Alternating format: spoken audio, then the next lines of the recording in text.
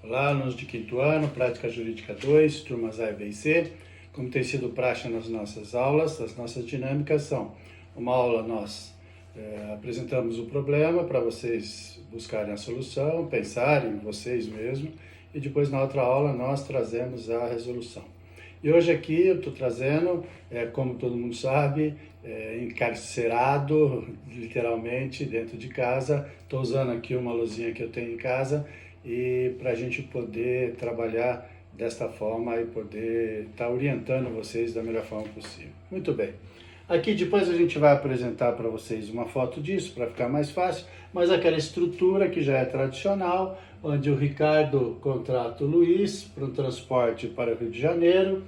Esse transporte era a participação de um concurso. O Luiz mora em Canto Distante, Rio de Janeiro, e o Ricardo também mora em Canto Distante. Depois houve um pagamento adiantado dos serviços que o Luiz ia prestar, só que no dia da viagem o Luiz desiste da viagem. Por quê? Porque ele não havia feito a manutenção do veículo dele e achou arriscado fazer a viagem ao Rio de Janeiro. Contacta o Ricardo, devolve o dinheiro pago para o Ricardo, que acaba não indo participar do concurso no Rio de Janeiro. O Ricardo não tomou nenhuma providência, não foi, simplesmente o Luiz desistindo da viagem, ele também não viajou. Inconformado, o Ricardo ingressou com uma ação indenizatória, pedindo uma série de valores indenizatórios, e ao final, o juiz, após a apresentação de contestação e tudo mais por parte do Luiz, o juiz prolatou a sentença, o juiz da Vara Civil de Canto Distante. Ele condenou o Ricardo em perdas e danos, condenou o Ricardo em ausência de nexo causal, condenou o Luiz em perdas e danos, condenou o Luiz em ausência de nexo causal, porque pelo fato dele não ter levado o Ricardo ao Rio de Janeiro por falta de manutenção do seu carro, não era um motivo para ele ter desistido da viagem. E uma indenização pela perda de uma chance, já que o Ricardo ia participar de um concurso onde 20 mil candidatos estavam se inscrevendo, 1.000 deles seriam selecionados numa pré-seleção, e depois outra pré-seleção, enfim. Muito bem. E o que a OAB quer da gente? A OAB quer da gente, que é sempre o mais importante, sempre que eu digo, nós temos uma historinha, temos a situação. Agora, o que a OAB quer? A OAB quer que a gente, deixa eu confirmar aqui para a gente fazer direitinho, ela quer que a gente, na qualidade de advogado Luiz, indique o meio processual adequado à tutela integral do seu direito, então todos os direitos que o Luiz pode ter, elaborando a peça processual cabível no caso, excluindo-se a hipótese de embargos, indicando os requisitos e fundamentos do termo da legislação vigente. Ok, muito bem. Então vamos lá. Nós temos uma decisão judicial. Como a gente já tem trabalhado isso, decisões eu preciso ir no artigo 203 do Código de Processo Civil e verificar uma das 4 possibilidades, um dos 4 parágrafos presentes. Aqui é uma decisão que extingue o processo com julgamento do mérito, portanto, é uma sentença, conforme prevê o parágrafo 1º do artigo 203. Agora a gente vai dar uma viradinha aqui, eu vou pedir para o Matheus me ajudar, para a gente ir para a parte lateral, sem deixar cair nada. Aí, Matheus, ótimo. Então nós vamos ter que agora, antes de começar a fazer a peça, como é o praxe das nossas dinâmicas, resolver. Então, quais são as teses? O que é que eu tenho que defender? Eu preciso defender o Luiz exatamente daquilo pelo qual ele foi condenado.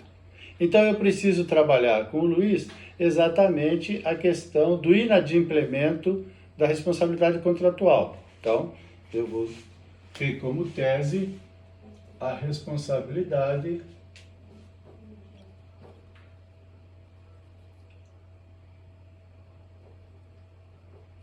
contratual, que é justamente a responsabilidade que ele tinha sobre o transporte.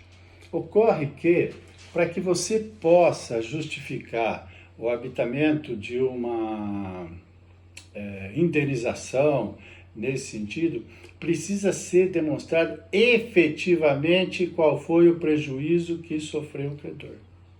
No caso do Ricardo. Qual foi o prejuízo? Ele deixou de participar do concurso. Muito bem, ele deixou de participar. Qual era a possibilidade de ganhar esse concurso de 20 mil, depois mais 1.000, depois outras peças? Não tem. A possibilidade dele poder ter vindo a vencer esse concurso seria minimamente possível. Então, não há um prejuízo efetivamente considerável que pudesse vir a fazer com que o Luiz viesse a ser condenado. Depois, a outra questão vai tratar justamente do Ricardo não ter tomado nenhuma medida para poder resolver essa questão do inadimplemento. Afinal de contas, existem outros meios de transporte que poderiam ter levado o Ricardo ao Rio de Janeiro. Então, portanto, as consequências desse fato torna o Ricardo, o fato dele não ter ido, o Ricardo como sendo um concorrente. Ele tem culpa concorrente. Então, significa que, ao deixar de fazer a viagem, ele também concorreu para que, eventualmente, ele não tivesse a participação no concurso. Então, e aí nós temos que discutir essa questão da culpa concorrente. E no final, há uma condenação da perda de uma chance.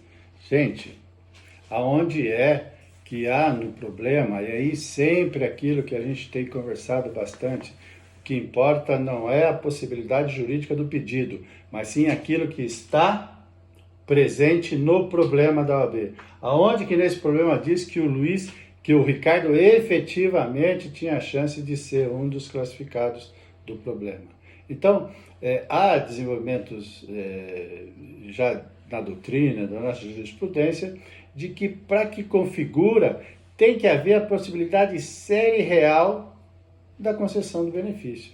E isso não existia. Ricardo não tinha a menor indicação de que ele seria um dos indicados dentre aqueles 20 mil e, portanto, não há a questão da perda de uma chance. Sempre lembrando que o que a gente busca, já que nós temos uma sentença, e vamos começar pelo fim, e para a sentença o recurso é o recurso de apelação, que está previsto no artigo 1009 do Código de Processo Civil, a partir do 1009. Então, nós temos que, no recurso de apelação, ou como todo recurso, nós precisamos de uma nova decisão. Nós precisamos da reforma da sentença. Agora, colocar como tese reforma da sentença, nova decisão, é genérico. A gente tem conversado bastante isso. Você quer uma nova decisão e quer a reforma da sentença, para quê? Eu quero para demonstrar a responsabilidade contratual, para demonstrar a culpa concorrente que ele não tinha perda de uma chance.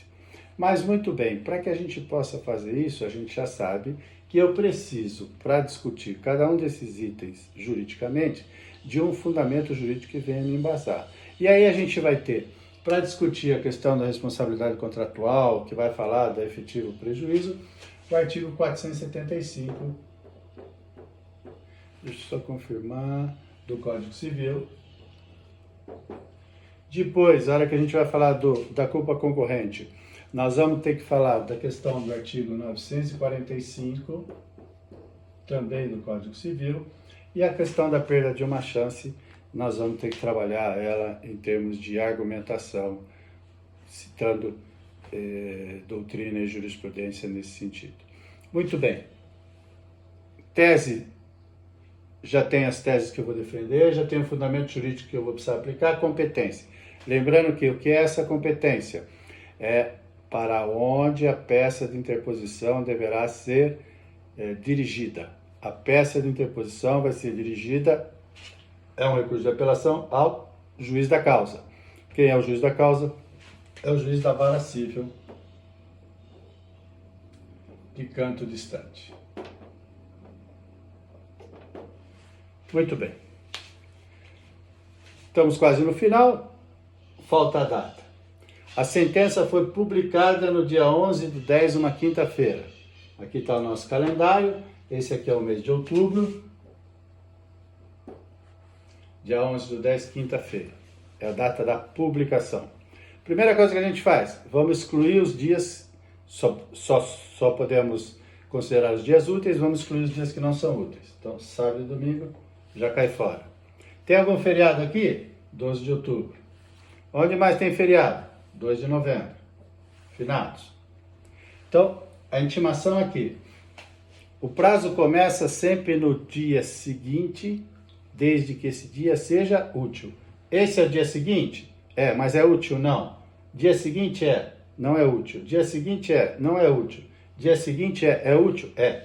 Então, nosso prazo começa aqui no dia 15. E aí vamos contar o prazo da apelação 15 dias. 1, 2, 3, 4, 5, 6, 7, 8, 9, 10, 11, 12, 13, 14. Termina aqui. Esse dia é útil? Não. É útil? Não. É útil? Não. É útil? É. Então, meu prazo é 5 de novembro.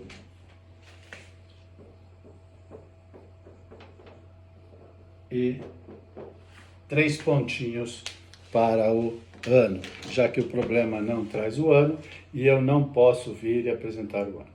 Tá aí, então, a resolução do nosso problema para que a gente possa, na próxima semana, desenvolver uma nova atividade dentro da matéria de prática jurídica 2. Um abraço.